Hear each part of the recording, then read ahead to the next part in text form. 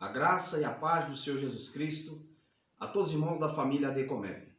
Como prometido, eu disse que falaria um pouco de um assunto aqui que tem causado alguns problemas na cabeça de muita gente, até alguns teólogos, alguns cientistas, ateus, já tem até crente ateu, irmãos, acredite em mim, sou obreiro ateu, né? Nós vamos tratar acerca do que é Deus, como é que você explica Deus.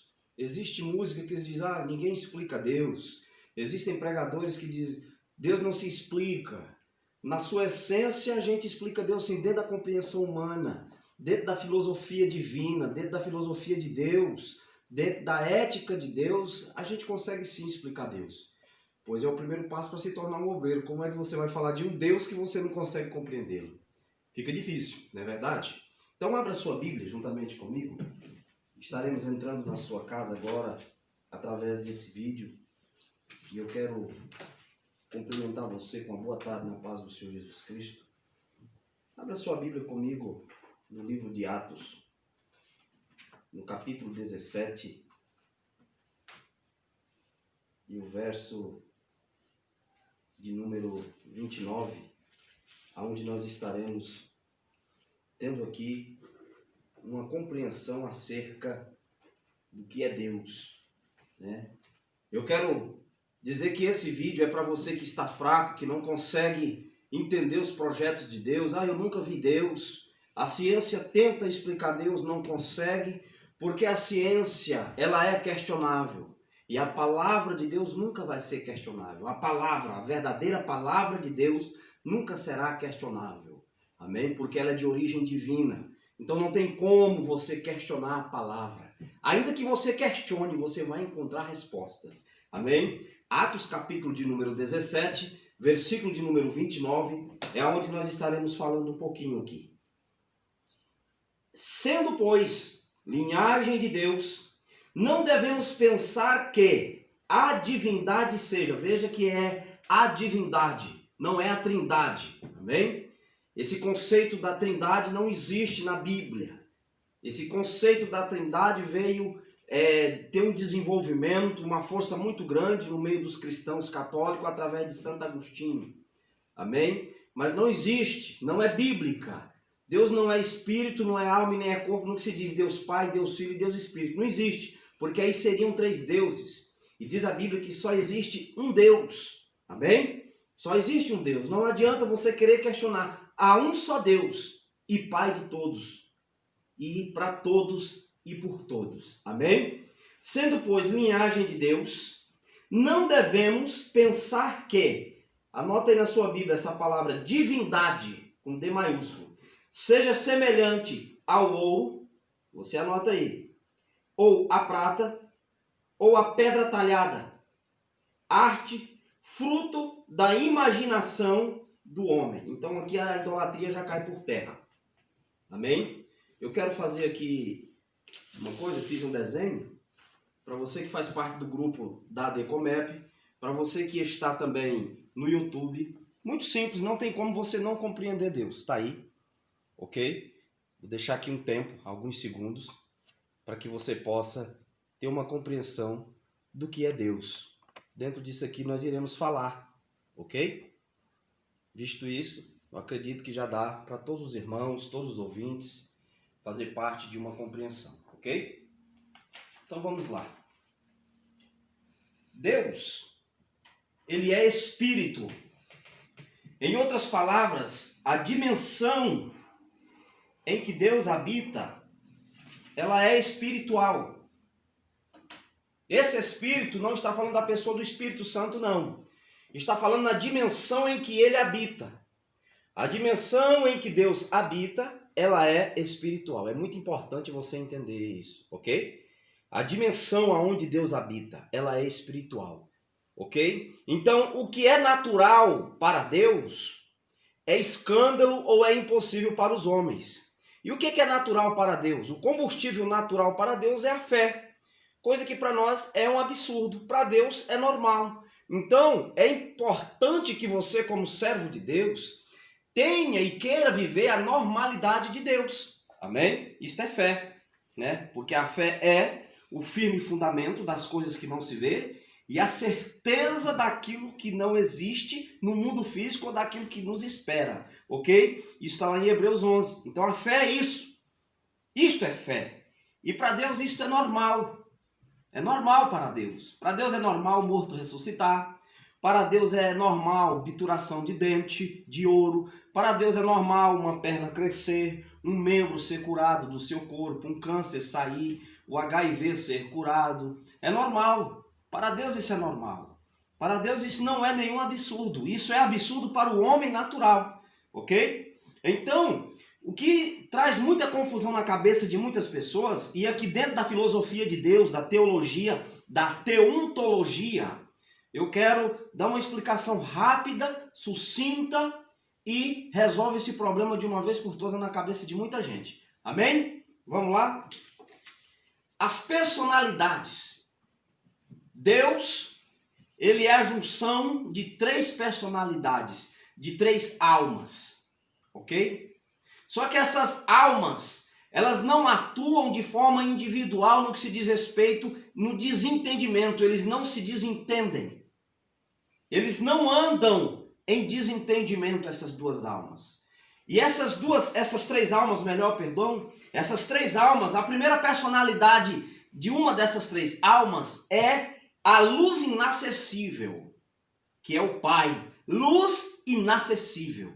Lembrando você que a palavra Pai, na eternidade, ela só passou a ter uma existência depois, ouça bem, a palavra Pai, ela só passou a ser uma realidade, a ter uma existência no mundo natural e no mundo metafísico, ou no mundo espiritual, como você preferir, depois da encarnação do Verbo, ok? Após a encarnação do Verbo, que é Cristo, quem é o Verbo? É Cristo, ok? Então, só passa a ser uma realidade quando o bebezinho chamado Jesus, que se encarnou, ok? Um desenho bem rápido, bem simples para você entender. Então, ele passa a ser o Filho. Vou escrever aqui o Filho, ok? Isso dentro da divindade, ok? Esse bebê, o feto, ele só passa a ser chamado de filho quando ele encarna em Maria, quando Maria fica grávida dele, ok? Ele já existia em Deus, ok? O mistério escondido em Deus, que nem os anjos conheciam, nem as potestades, nem as miríades, nem os arcanjos, ninguém conhecia o mistério escondido. Então ele só passa a ser uma realidade a partir do momento em que Maria fica grávida. Ok? Aonde é que nós encontramos isso? Em Hebreus, porque o livro de aos Hebreus diz: e tu me serás por pai e eu lhe serei por filho. Foi um acordo entre os dois, lá na divindade, na eternidade, em espaço de tempos não divisíveis ao homem, ok? Então você precisa entender que um dos aspectos da divindade de Deus é a luz inacessível, ok? Você está vendo que nós estamos aqui com uma certa claridade. Mas a luz, a glória de Deus, ela é tão forte, mas ela é tão forte que até o próprio Cristo se manifesta nela. Diz a Bíblia que lá no céu, na Nova Jerusalém, não haverá e não há nem noite e nem dia, porque a luz, a glória do Filho resplandecerá e iluminará toda a Nova Jerusalém. E ele é a própria luz. Então, um dos aspectos da divindade é a luz inacessível, ok? Esse é um dos aspectos dentro da filosofia divina, dentro da teologia, ok? Dentro da teontologia, um dos aspectos da divindade é luz inacessível, que é o Pai, amém? A pessoa do Pai. Esse é um dos aspectos dessa luz inacessível, ok? O Pai, que só passou a ser uma realidade, repetindo, depois da encarnação do Verbo em Maria. O Verbo é quando Deus disse, haja luz, isso em Gênesis 1:1, porque em João 1:1 já é outro princípio. O princípio de Gênesis 1:1 está falando do princípio do cosmos, do mundo, do tempo, do atemporal, do nosso tempo, do cosmos. E para você que diz que o mundo ainda está evoluindo, é verdade, o senhor ateu, o senhor cientista, senhor filósofo que não crê na palavra. É verdade, porque o mundo, o haja-luz ainda está chegando em algumas galáxias. O haja-luz ainda está chegando em algumas constelações. Ainda não está tudo pronto, não está tudo consumado no que se diz respeito à criação do mundo cosmos, do atemporal. Há muito para ser feito. Os cientistas tiram foto do espaço, só que aí a foto reflete igual. Por quê? Porque ainda o haja-luz ainda não está alcançando tudo isso. É um espaço de tempo, ok? Já chegou para nós, mas em algumas esferas do mundo, Deus ainda está movendo este haja-luz, ok? E este haja-luz, a luz inacessível de Deus, pois diz a Bíblia em Gênesis 1:1, que a terra estava sem forma e vazia, e o Espírito de Deus se movia sobre a face do abismo, e havia trevas sobre a face do abismo. Trevas, não era escuridão, era trevas, ok? E o haja-luz na pessoa do Pai, na pessoa do Filho e do Espírito Santo, porque é ele que fecundava, movia, uma das características, uma das personalidades, um dos atributos do Espírito Santo, meus amados, é movimento. Você tem que entender isso. Um dos atributos do Espírito Santo em Deus é o movimento. Então, quando ele diz haja luz, ele não colocou a luz em um determinado lugar. Ele não colocou essa luz. Mas essa luz que é o Filho, o mistério escondido, isso em tempos não divisíveis ao homem, quando ele diz haja luz, não é porque ele colocou uma luz ali, mas ele se fez a conhecer como luz na pessoa do Verbo e da luz que é o Filho. Amém? Ok? Então, tá aí já. Se você não entender isso, meu amigo, tá difícil para você. Amém? Então, um dos atributos do Pai é luz inacessível. Um dos atributos do Espírito Santo, né, é a unidade e o movimento. A santidade, isso nem se questiona, porque Deus é santo, é um dos atributos dele, ok? Mas outro atributo é a unidade, não é Pai, Filho e Espírito, não existe isso, é Pai, Espírito e Filho, ok? Por quê? Vamos fazer aqui.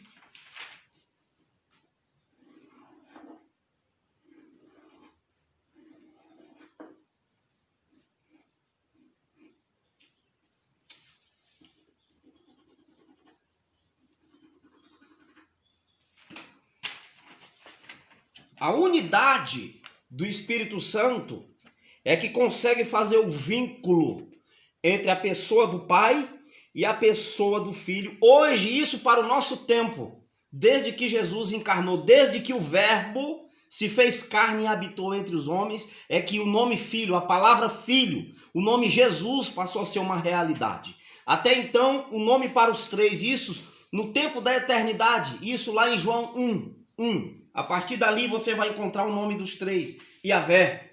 Certa vez alguém pergunta para o anjo, como é o teu nome? Ele diz, por que me perguntas o meu nome se é maravilhoso? Né? Maravilhoso, príncipe da paz, conselheiro, né? Deus forte e daí por diante. Então, maravilhoso era o nome dele quando ele se manifestou. Mas na eternidade era um só nome para os três. Por quê? Porque havia Iá, um vínculo chamado Espírito Santo, que é o vínculo da unidade. Amém? Deus não abre mão disso aqui, da unidade. Amém? Tudo é na unidade. Até os demônios, se unir, eles vencem. Até o ímpio, se unir, eles vencem. Por que a igreja hoje está na situação que está? Porque não está unida. Amém? Então é muito importante você entender que você tem que ser unido a alguém. Procure se juntar a pessoas que têm estrutura para lhe ajudar. Amém? Não perca seu tempo com pessoas de baixo escalão, ok? Então, a unidade entre a pessoa do Pai, entre a luz inacessível e o movimento do Espírito Santo chama-se unidade. Isto é o resultado desses dois. E o resultado da unidade com a pessoa do Filho também é unidade. É a característica do Espírito Santo, é unir. Amém? É a característica dele. O Espírito Santo não separa. Amém? Aonde há briga, há separação. O Espírito Santo não separa. Amém? Entenda isso. O Espírito Santo não separa. Ele une pessoas, ok? Amém? Então, dito isto, vamos voltar aqui para o desenho. né? Tá bem compreendido. Um dos atributos do Pai é a luz inacessível. Um dos atributos do Espírito é a unidade e o movimento, sem contar a santidade. Por isso que é chamado de Espírito Santo. Veja que esses nomes, Espírito Santo, Pai e Filho, só são uma realidade a partir da encarnação do Verbo, ok? E uma das características, atributo dessa personalidade chamada Verbo, dessa alma chamada Verbo, é a palavra que traz à existência todas as coisas. Eis que o Verbo se fez carne e habitou entre os homens, ok? É por isso que Satanás chegou em Jesus e disse, olha, se tu és o Filho de Deus, faça com que essas pedras se transformem em pães.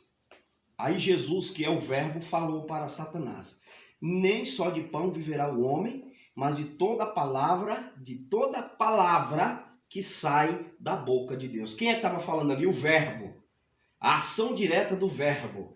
Amém? É preciso você entender isso. Por que Jesus não transformou água em pão, pedra em pão? Porque ele depositou a sua vontade e a sua autoridade como ser humano no altar do Pai, como Deus também. Então ele desce como filho, ok? O Deus que criou todas as coisas, porque foi por ele que foi tudo criado, foi através da palavra, haja, não é verdade? Então através desse haja, que é o Verbo, ele mesmo depositou a sua vontade no altar do Pai e desce como homem, né? Toma forma humana, né? Hoje já está resolvida essa situação porque ele ressuscita com o corpo glorificado e leva esse corpo glorificado, ou seja, ele eleva a natureza humana acima de Satanás. É por isso que Satanás tem raiva de você. Amém? Já já nós voltamos com mais um pouquinho.